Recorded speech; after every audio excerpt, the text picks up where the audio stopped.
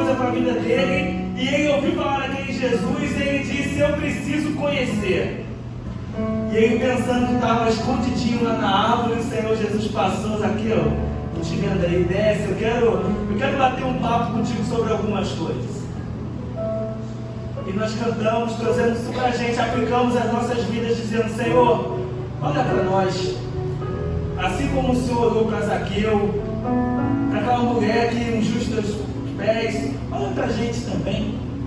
E nós estamos aqui num dia de festa, estamos comemorando o dia do ministro de música, dia do músico batista, aniversário do coro Despertai. Alguns irmãos não sabem, mas quando eu tinha 18 a 20 anos eu cantei no Despertai, né? Então eu também tenho um pouquinho nessa história aí, né? E como pastor da música, eu quero dizer para vocês que o ano de 2022 foi desafiador, e que o ano de 2023 vai ser mais ainda.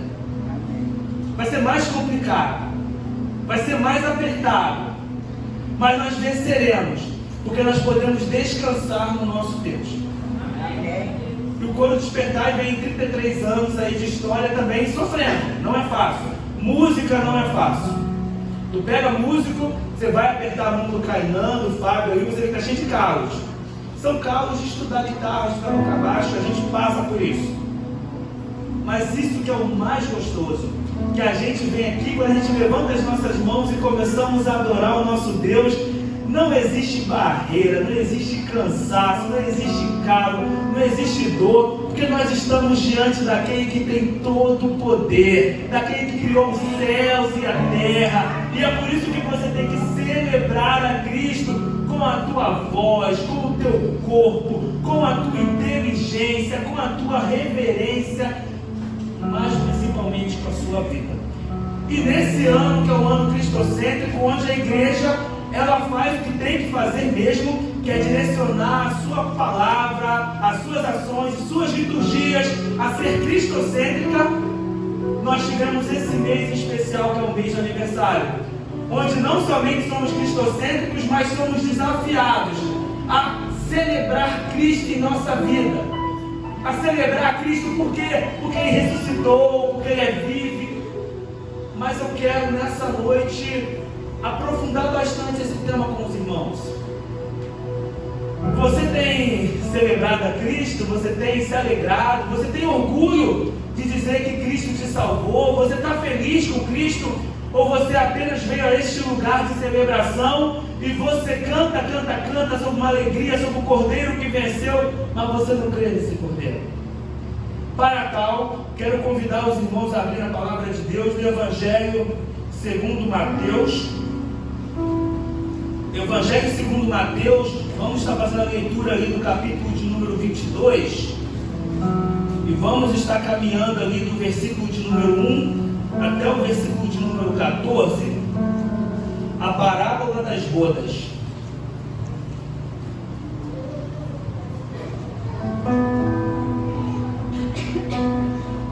Evangelho segundo Mateus, capítulo de número 22, leitura do versículo de número 1 até o versículo de número 14.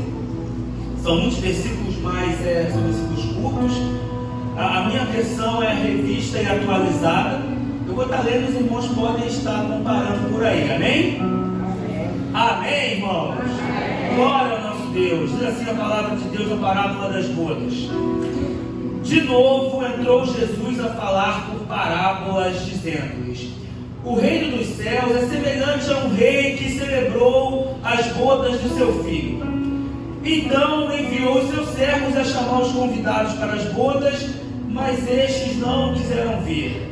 Enviou ainda outros servos com essa ordem: dizei aos convidados: eis que já preparei o meu banquete, os meus bois e cevados já foram abatidos, e tudo está pronto. Vinde para as bodas.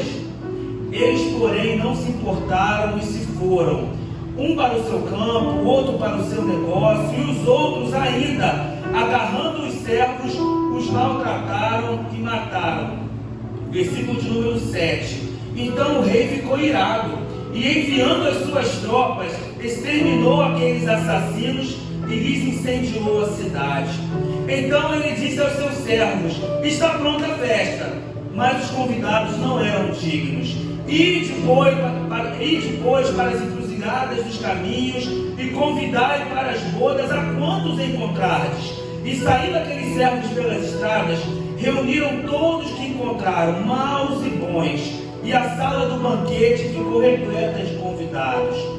Entrando, porém, o rei para ver os que estavam à mesa, notou ali um homem que não trazia consigo vestes nupciais, e perguntou-lhe: amigo, como que entraste aqui sem vestes nupcial? E ele emudeceu.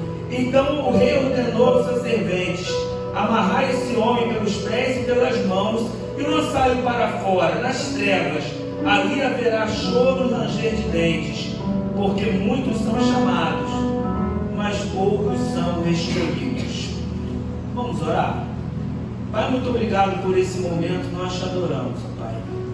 Deus, nós queremos a cada dia celebrar a Tua presença em nossas vidas, ó Pai.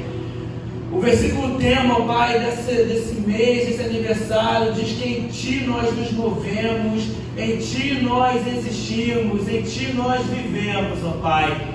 O Senhor está em toda a nossa vida, o Senhor é a causa do nosso existir, a causa do nosso mover, ó Pai. Por isso queremos te pedir, ó Deus, fala conosco nessa noite. Nós queremos ouvir um pouquinho mais de Ti, nós queremos sair daqui dessa noite com o coração alegre em Ti. Pai, confronta-nos se necessário, Pai. Fala conosco nessa noite, muda-nos, ó Deus. Em nome do Senhor Jesus Cristo que nós oramos, amém. Amém? Texto conhecidíssimo da palavra de Deus, a parábola das bodas, a parábola do casamento. Jesus Cristo, em alguns momentos, ele precisava trazer alguns conhecimentos, trazer alguns ensinamentos para aqueles que o ouviam.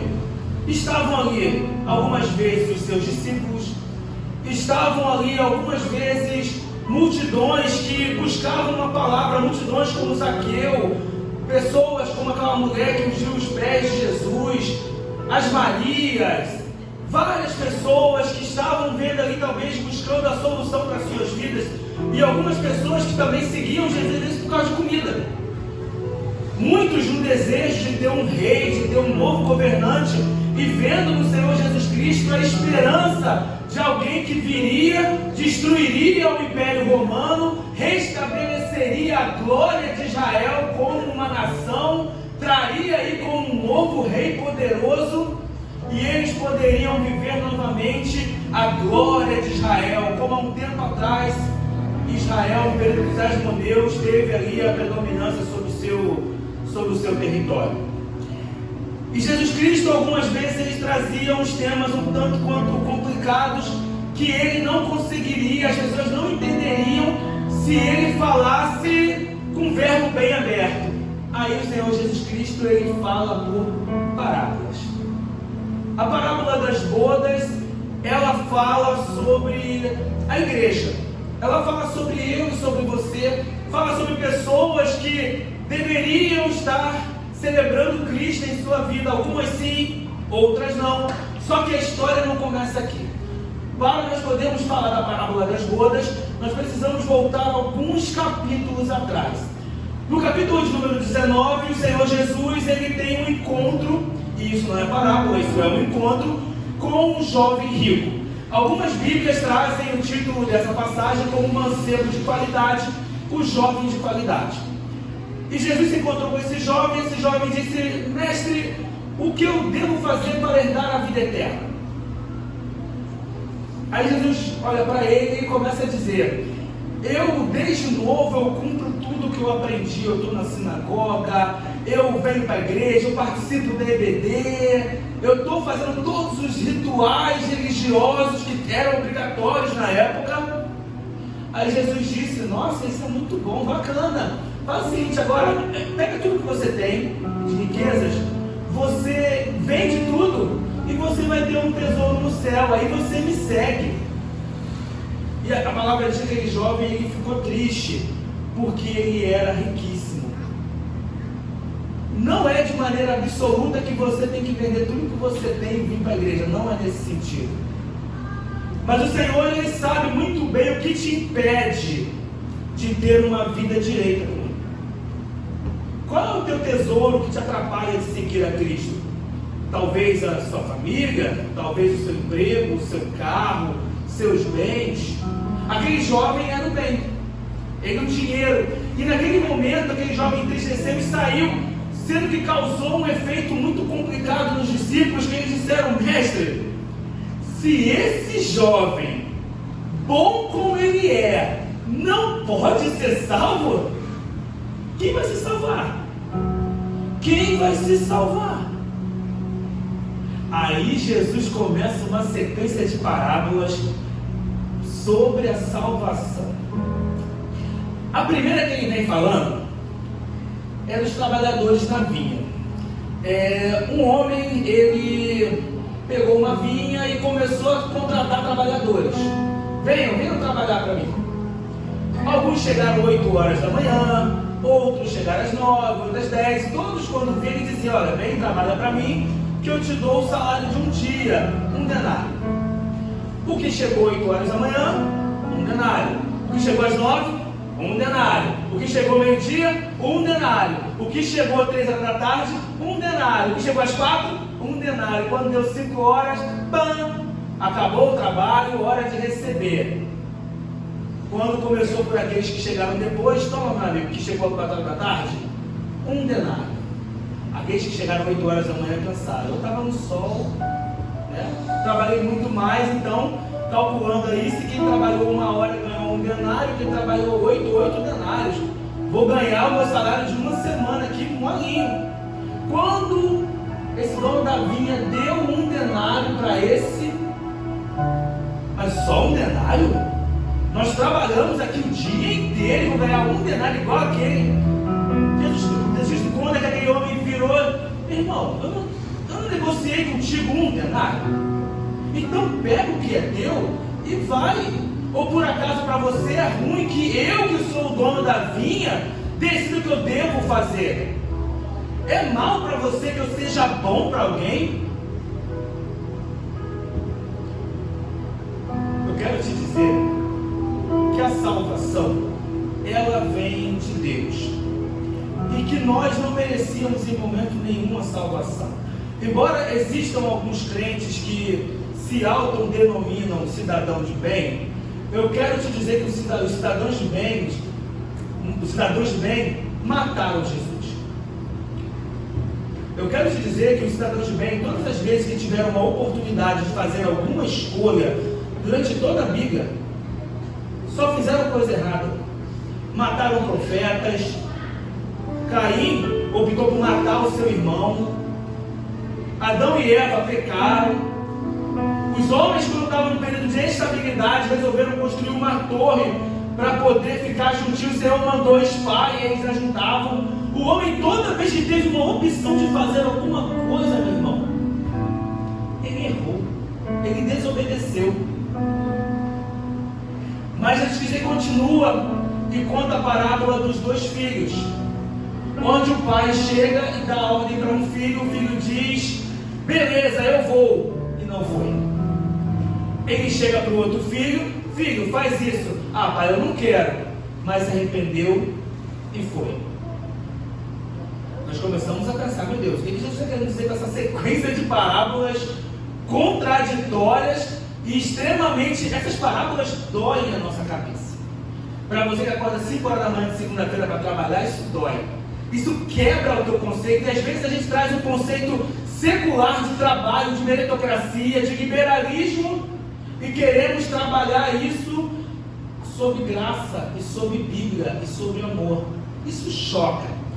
Mas Jesus ainda conta uma parábola que um homem tinha uma vinha e deixou que alguns homens administrassem. Ele disse: vocês administram, quando chegar o momento da colheita, eu venho, vocês ficam com uma parte e eu fico com a minha como dono da vinha. Isso acontece, né? O pessoal que às vezes aluga algumas lojas, passa autônomo, isso acontece muito.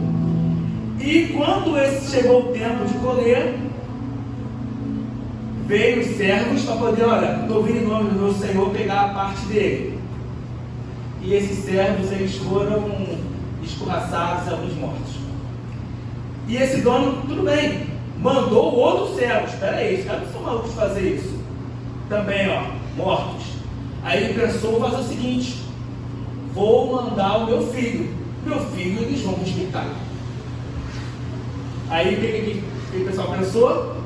Se a gente matar o filho, quem sabe essa vinha passa a ser nossa. Está vendo como é que chega? É uma parábola daquela época, mas eu sei que você pensou em alguém. E você pensou em alguma história da sua vida que você viu alguém fazendo isso. Isso já acontecia naquela época e acontece hoje. Pessoas matando pai e mãe por causa de herança. Pessoas dando golpe em alguém por causa de dinheiro. Farinha pouco, meu pirão primeiro. Aí essa fase a gente começa a entender, o dono dessa vinha é Deus. E o filho que veio foi Jesus, né? É fácil de entender. Só que os irmãos compreendam que hoje nós temos as Escrituras. Hoje nós temos a Bíblia que a gente lê e começa a tirar dúvida. Opa, peraí, isso aqui está em Samuel, isso aqui está em Mateus. E você consegue entender, na época não. Eles não tinham isso. Então, Jesus ele tinha que meio que desenhar para as pessoas entenderem.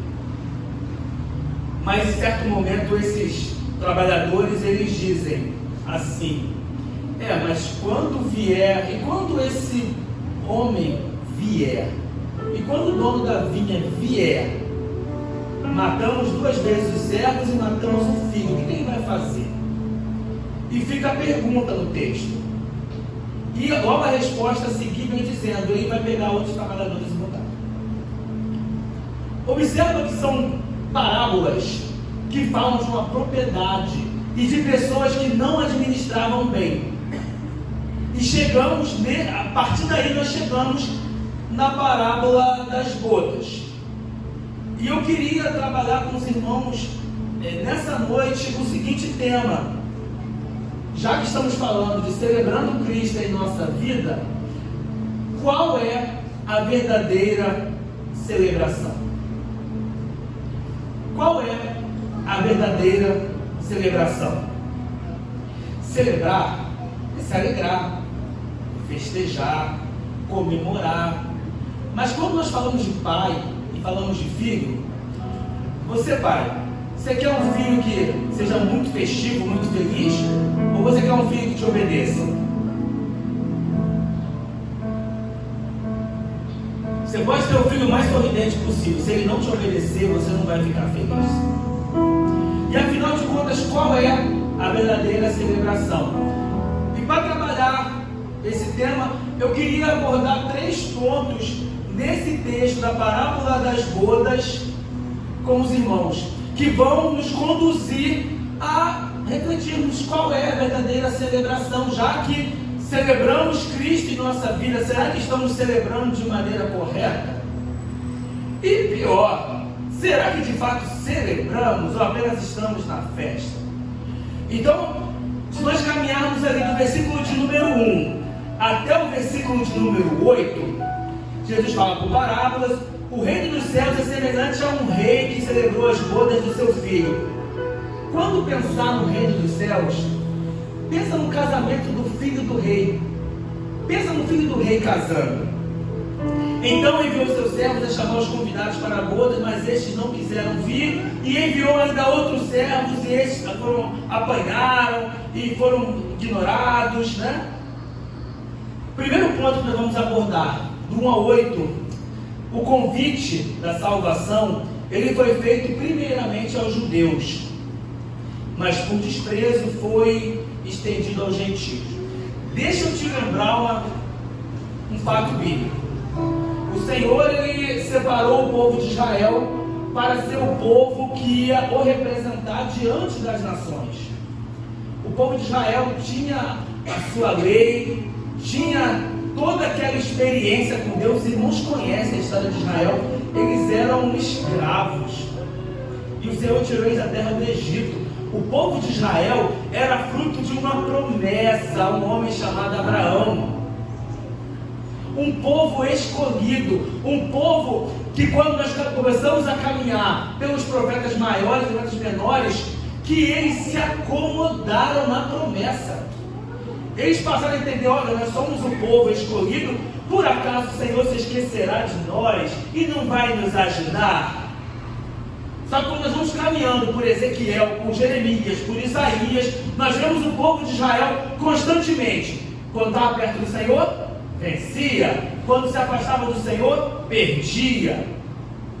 Um povo que descansou na maionese achando que ia estar bem para sempre. Só que o Senhor Deus, Ele é um Deus de seriedade, Ele é um Deus que requer compromisso. Será que celebrar Cristo em minha vida tem a ver com compromisso? Sim, tem a ver com compromisso. Se você não tem compromisso com Deus, você não está celebrando isso na sua vida. Só para a gente começar a conversar. O Evangelho requer compromisso. Requer comprometimento com o reino. Não é porque eu tenho uma promessa que eu vou descansar na promessa. Não é assim que funciona. E o povo de Israel, que era o povo que primeiramente estava ali com a promessa nas mãos, começou a vacilar. Tanto que quando o Jesus Cristo começa a falar sobre a parábola, que mandou os servos falar, o que aconteceu? Foram ignorados. E quantas vezes o Senhor Deus falou com Israel e Israel não ouvia. E quando a parábola continua, diz que quando os servos foram de novo convidar para o casamento do filho do rei, que mataram os servos. Lembra que Jesus Cristo, quando estava diante de Jerusalém, disse: Jerusalém, Jerusalém, que mata os seus profetas. O povo escolhido, o povo que tinha a promessa e matava os seus profetas. Em Mateus 21, tem um versículo maravilhoso que diz: portanto vos digo que o reino de Deus vos será tirado e será entregue a um povo que produza os respectivos frutos. Espera, quer dizer que aquela exclusividade do povo de Israel foi tirada? Sim, sim. Foi estendida a um outro povo para que esse povo desse frutos. Então quer dizer, pastor, que se eu não der frutos, eu não estou celebrando Cristo em minha vida? Meus irmãos, não. E por falar de fruto, a gente lembra do fruto do Espírito. Aquela pessoa que ela é cheia do Espírito Santo. Nós cremos que quando você se converte, você recebe o Espírito Santo. E aquele que recebe o Espírito Santo é benigno, é paciente, né? Os frutos do Espírito Santo têm fé. E a palavra diz: não vos embriagueis com vinho, mas enchei-vos do Espírito Santo. Aquele que celebra Cristo em sua vida é cheio do Espírito Santo. Você é cheio do Espírito Santo? Sabe como é que você sabe? Pega Gálatas lá, o fruto do Espírito Santo. Esse eu tenho, esse eu tenho, esse eu não tenho, eu preciso melhorar. Mas se você mais não tiver do que tiver, o negócio está feio do seu lado. Então você não está celebrando tanto Cristo assim em sua vida. Mas também, esse povo, ele deixou a soberba um pouquinho, ele ficou tão acomodado com o seu povo escolhido, que começou não só a matar os seus profetas, mas começou a deixar de ser grato. Sabia que quando você deixa de ser grato, você começa a não dar valor àquilo que você acha que você não conquistou, ou que alguém conquistou por você? É igual aquele filho que começa a gastar o dinheiro do pai deliberadamente. Lembra da parábola do filho pródigo? Que ele pega tudo que o pai trabalhou durante a vida. E Jesus não entra nesse detalhe. Mas imagina você constrói teus bens, você compra a sua casa e você fica dorme sonhando: poxa, eu vou deixar um dinheiro para a faculdade do meu filho. E quando ele assume tudo isso, ele gasta tudo de qualquer maneira. Era isso que o povo de Israel estava fazendo. E eu estou falando isso do povo de Israel só para te contar uma coisa. No comecinho do Evangelho de João, antes ainda de João começar a narrar a história de Jesus, o capítulo de número 1, João parece que faz uma análise dele sobre Jesus. E o Verbo se fez carne e habitou entre nós, e o Verbo estava com Deus, e o Verbo é Deus, mas ele também diz que ele veio para o que era seu, mas os seus não o receberam. Mas todo aquele que o recebem, Deus o poder de serem chamados, a saber, aqueles que creem. Quer dizer que nem todo mundo é filho de Deus? Não. Só é filho de Deus aqueles que creem no seu Filho Jesus. Talvez eu poderia estar aqui nessa noite te agradando, meu irmão, e dizendo que todos que estão aqui são filhos de Deus. Vocês são abençoados. Todo mundo aqui vai para o céu. Todo mundo aqui celebra Cristo em sua vida. Todo mundo já tem a marca da promessa. E quem tem promessa de Deus não morre, não. Não desiste, não. Porque tem a fé como Abraão. Irmão, não é assim. Só é filho de Deus quem crê nele. Quem crê que foi batizado será salvo. Porque Deus criou o mundo de tal maneira que deu seu Filho unigênito para todo aquele que nele crê, não pereça, mas tenha a vida eterna.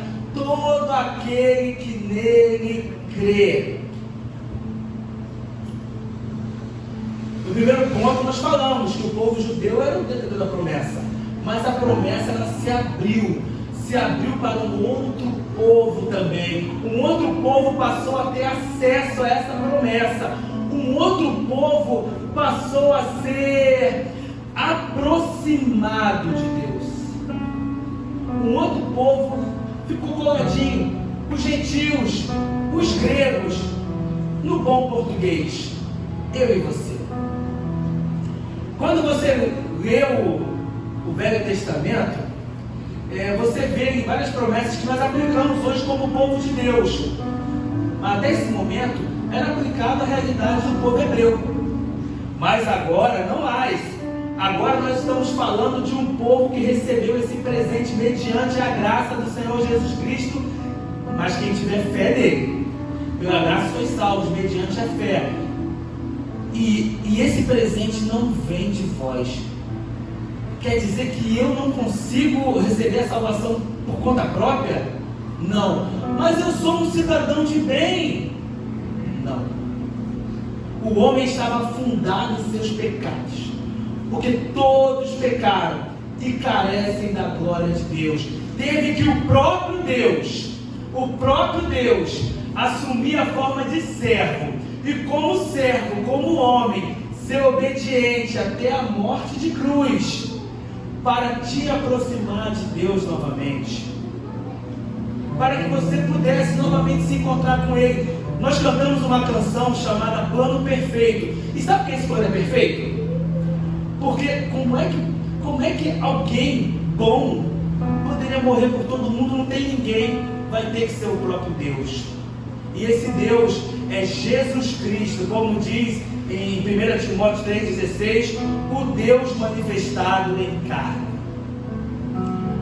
A soberba fez o povo hebreu passar maus bocados e perder um pouquinho a linha, que era ser um povo ali guardião da promessa.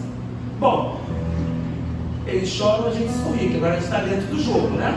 Então a gente entra em cena, graças a Deus. Senhor, primeiro motivo aí, eu quero te celebrar em minha vida porque eu não tinha vez e agora eu tenho. Tu já agradeceu por isso? Agradece aí. Senhor, obrigado, porque agora eu posso ser salvo. Agora fala isso sorrindo, feliz. Senhor, obrigado, porque agora eu posso ser salvo. Mas existe um outro ponto interessante desse texto, versículo 9 e 10. E depois para as encruzilhadas dos caminhos, e convidai para as bodas a quantos encontrares. E saindo aqueles servos pelas estradas, reuniram todos que encontraram, maus e bons. A sala do banquete ficou repleta de convidados. O segundo ponto interessante que a gente pode olhar para esse texto e pensar é que o Senhor convidou para o casamento ali do seu filho bons e maus. Para te ajudar a contextualizar esse texto, Talvez alguns aqui mais jovens não saibam isso. Já viu no convite de casamento que vem primeiro os nomes dos pais, né? E depois vem dos filhos. Porque historicamente quem convidava para o casamento dos filhos eram os pais. Então hoje você aí que está se preparando para casar aí, Kainan, né? Mateus, Marcos, saiba que antigamente era assim. Você paga o casamento, compra até a roupa do pai e da mãe. Mas antigamente era o pai e a mãe que convidavam, era o pai que convidava. Só para você não dizer, essa parábola não tem nada a ver comigo, porque... Então esse rei, o casamento, se chegar para a gente hoje, pastor Edmão, eu quero te convidar para o casamento do filho do presidente da república. Não tem nem como dizer não. É até difícil dizer não, não tem como, é uma honraria. A gente está falando do rei. É por isso que o rei ficou furioso desse pessoal. E a palavra diz que ele convidou a bons e maus. E mais à frente ele diz que ele convidou esses bons e maus, porque os convidados que foram convidados primeiro não foram considerados dignos. Aí você se alegra e diz: nós estamos melhor na fita que os judeus, porque eles vacilaram, eles não eram dignos, mas nós agora somos convidados. Aleluia! Só que deixa eu te contar uma coisa: você não estava convidado na festa, não. Você só entrou na brincadeira porque eles vacilaram. Mas vamos combinar uma coisa aqui. O Senhor Deus, ele já sabia tudo o que ia acontecer, ele já sabia que isso ia acontecer, ele já tinha um plano guardado para mim e para você. Mas essa é a percepção do povo hebreu, tá? Eles vacilaram, eles se prenderam em seus rituais, eles se perderam em suas tradições. Você conhece a parábola do fariseu e do publicano? Já conversamos aqui em outro momento sobre ela. Sobre dois homens que eles foram ao templo orar. Eles foram para orar. E o fariseu, ele chegou lá no templo: Senhor, muito obrigado, porque eu deveria jejuar uma vez por ano, mas eu jejuo 3 vezes por semana. Obrigado porque eu sou seu servo maravilhoso. Deus, obrigado porque eu sou um entendedor da sua lei e não sou igual aquele fariseu ali pecador, aquele publicano pecador, Aí a parábola já narra o lado do publicano. O publicano olha para todo mundo, vê o fariseu e ele, envergonhado, olha para dentro dos pecados dele e diz: Senhor, tem misericórdia de mim, porque eu sou pecador.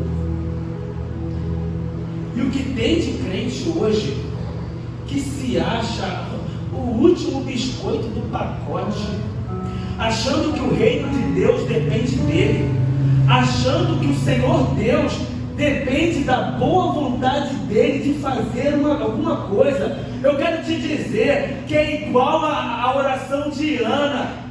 O arco dos fortes está quebrado, mas os fracos são cingidos de força. É o Senhor que tira a vida e a dá. É o Senhor que vai descer a sepultura e faz subir. É o Senhor que empobrece. É o Senhor que enriquece. É o Senhor que tira o pobre do pó. É o Senhor que exalta o necessitado. É o Senhor que faz esse pobre, esse miserável se assentar e habitar com príncipes e poderosos.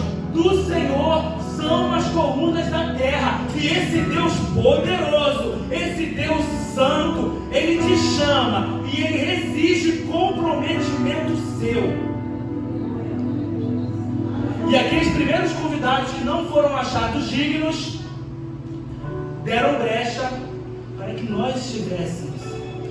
Então nós somos dignos? Não, porque todos pecaram e carecem da glória de Deus. Se você hoje foi aproximado de Deus, é mediante o sacrifício de Cristo. Ai de mim e de você, se nós não lavarmos nossas vestes no sangue do Cordeiro. E eu pergunto para os irmãos: a gente vai vacilar igual o povo hebreu? A gente vai ser tomado pela soberba de ser chamado povo de Deus e achar que nós não devemos obedecer e celebrar o grande Deus e seu Filho em nossas vidas? É tempo de nós nos enchermos do Espírito Santo de Deus.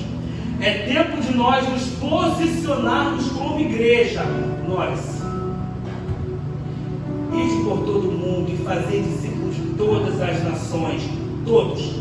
Gregos, judeus, escravos, livres, altos, baixos, ricos e pobres. Todos foram aproximados do reino de Deus. Todos foram convidados para a festa. Todos estão convidados a estarem no salão do casamento do filho do rei.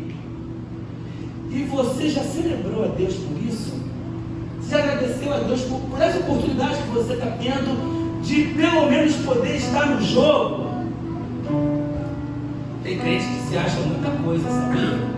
Acha que Jesus Cristo morreu por mim porque eu realmente era muito bom. Mas existe ainda um terceiro ponto, meu amado, e esse terceiro ponto, spoiler, o que trata esse terceiro ponto não é tratado na conversa com o jovem rico, não é tratado na parábola dos trabalhadores, não é tratado na parábola da vinha e não é tratado na parábola do pai dos dois filhos. Até então, falamos dos servos, falamos do rei, falamos daquela situação do convite e aceitação. Mas nessa parábola em particular, nós vemos como devem estar aqueles que foram os convidados. Versículo 11 a 14, acompanha na sua Bíblia, meu amado. Entrando, porém, o rei para ver os que estavam à mesa, notou ali um homem que não trazia veste oficial e perguntou-lhe: amigo, como entraste aqui sem veste oficial? E esse homem ficou mudo. Então o rei ordenou ao seu servente: amarre esse homem pelos pés e pelas mãos e lancem para fora, nas trevas. Ali haverá choro e ranger de dentes. Tinha um homem que entrou no casamento, estava nas esquinas, ele entrou no casamento, ele estava lá. E é um momento mais especial, pelo menos no meu casamento foi assim. A minha esposa está ali para poder confirmar, não sei se foi para ela, acho que foi também. A gente casa, aí acaba a cerimônia, o pastor, fulano, Deus te abençoe e te guarde, a pessoa sai, aí os convidados começam a festa e os noivos sobem para dar uma descansada, comem algumas coisinhas, e agora recebam no salão o noivo e a noiva, e a gente desce, e é a hora que a gente mais calmo começa a ver todo mundo que está na festa. E é o momento que a gente começa a reparar quem veio e quem não veio. Poxa, fulana não veio, né, amor? Fulana não veio. Ah, não está ali, não. Ah, fulano veio. E a palavra diz, nessa parábola, que o rei veio ver os seus convidados. Ele não veio, ok, convidados. Não. Ele viu o estado de um homem em particular. Para ele reparar o estado desse um homem em particular, ele reparou todos. Então eu te digo o seguinte: não se garanta no seu pai e na sua mãe. Não é porque o seu pai e sua mãe são crentes fiéis, são salvos, que você não vai querer nada com Deus e vai para o céu, você vai para o inferno. E também, pai, não é porque teu filho vem aqui e canta no coro angelical, é uma bênção, que você acha que você vai ser salvo só porque ele está aqui. Não é assim que funciona. Conversamos no começo, que filho de Deus, quem vai entrar no céu, é aquele que crê no Senhor Jesus Cristo como seu Senhor e Salvador e o reconhece publicamente. Então a parábola diz que o rei chegou e viu um homem, e esse homem estava sem as vestes nupciais. Tradição da época. Quando um rei mandava convidar alguém para o casamento, alguém convidava o outro para o casamento, mandava o convite e juntamente com o convite mandava a roupa. Meus irmãos, existem algumas festas temáticas. Os irmãos já fizeram alguma festa na roça. Aí sempre tem aqueles irmãos que vêm com chapéu de palha, né? E vem aqueles irmãos que vêm vestido de lacoste, tranquilão. Não dá um sentimento que ele está pouco se importando para o que a gente combinou? Todo mundo arrumado a caráter, todo mundo se divertindo. E aquele irmão, aquele convidado está diferente, parece que não leva muito a sério, está avacalhando a nossa festa, né? Nesse casamento, tinha um homem que não estava vestido com a veste que o rei mandou. E o rei, ele chegou e disse: amigo, cadê a sua roupa? E a parábola diz que esse homem ficou mudo. Ele ficou mudo porque ele não quis vestir. Não é que ele não tinha, ele não quis vestir. Irmãos, que roupa seria essa? É a roupa da justiça de Deus. De um Deus que mandou o seu Filho para te salvar, para me salvar, para nos dar uma salvação. E muitas vezes nós nos adentramos à celebração do Senhor e apenas celebramos aí com a nossa voz, com as nossas canções, mas nosso coração está longe de Deus. O profeta Samuel, ele relata Deus falando com ele, que ele diz: olha só, eu não quero mais ouvir a oração desse povo, o sacrifício deles me enoja, eu não aguento mais o cheiro do incenso deles. Eles cantam, eles falam, mas eu estou farto, eu não aguento mais, porque esse povo me louva com os lábios, mas o coração está distante de mim. Não adianta, meu irmão, você está na celebração, mas você não está celebrando de verdade. Não adianta você estar no casamento do rei, filho do rei. Você está diante do Senhor Jesus e dizendo: Senhor, Tu és tão lindo, Tu és maravilhoso, Tu és o Cordeiro que morreu. Se a tua vida isso é uma mentira, meu irmão. E não adianta você, domingo após domingo, você está aqui na casa de Deus e ouve mensagem, e canta canções, e cada domingo é um tema diferente, e é uma canção diferente, é um conjunto diferente, e nós falamos de coisas espirituais, coisas da Bíblia, e você não toma um posicionamento ao lado de Jesus, achando que só porque está no salão da festa, você é o convidado e está se alegrando com o noivo. Deixa eu te contar, a festa ela acaba mais cedo para quem não celebra o casamento do rei, filho do rei.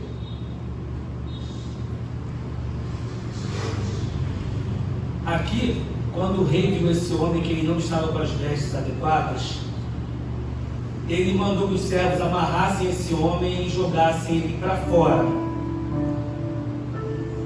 Olhar direto, fora do céu. Quem vai para o céu? Vai para o inferno. Não adianta ficar aqui floreando, dizendo que não tem segunda chance, não tem prova de recuperação. Nós tivemos o presente de Deus, que é sermos aproximados a Ele por Jesus.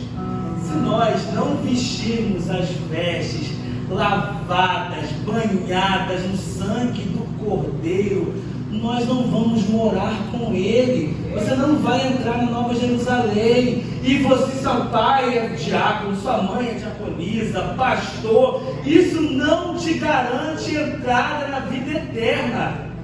Teu pai vai e você fica. E é importante dizer isso, meus irmãos, porque nós estamos falando sobre celebrar Jesus Cristo em minha vida. Se os irmãos, essa palavra por acaso magoar os irmãos, talvez a gente tenha que botar outro tema, e não um tema como esse. E quando eu pergunto, irmãos, vocês têm celebrado Cristo nas vidas de vocês? Não é dizer aleluia Jesus, não, é aleluia Jesus, circuncidai os vossos corações, é o que Paulo diz. E eu pergunto para os irmãos, a gente vai cair no mesmo erro que os judeus tão criticados por nós, os fariseus, e vamos deixar rolar, vamos cair na nossa própria soberba? E o convite nessa noite, meu amado, é que você vista as vestes do Cordeiro, vestes da justiça de Deus, vestes de santificação, porque sem santificação ninguém verá a Deus. Quer dizer que se eu não for santo, não, você não vai ver a Deus. Se você não tem o fruto do Espírito Santo, você não é filho de Deus. se você ainda não tomou um posicionamento ao lado de Jesus, você está achando que o dia de amanhã vai rolar. Olha só, o ontem já tivemos, o hoje estamos tendo, o amanhã pode não existir, o amanhã pode ser muito tarde. E eu não estou falando isso para um crente, não. Tem muito crente, 10, 20, 30 anos na casa de Deus que não se converteu. E a hora é agora, irmão. O momento é hoje. Não deixa passar o dia de hoje. Toma um posicionamento ao lado de Jesus. Você não sabe como vai ser o seu dia de amanhã. Levanta as mãos para o céu hoje e diz: Senhor Jesus, perdão. Perdão. Hoje é dia de me reconciliar contigo. Quantos e quantos são os crentes pelas igrejas que, nascidos, criados na igreja, trabalharam, foram de cor angelical, passaram por EBD, crescendo, vivendo, por tudo isso, e decidiram nesse momento focar na sua vida profissional e praticamente esquecem da palavra de Deus. Focou na sua faculdade, tem que focar mesmo, tem que trabalhar, tem que estudar para ter um futuro, mas se esqueceu de Deus, como se estar aqui aos domingos adorando a Deus doesse e arrancasse uma perna.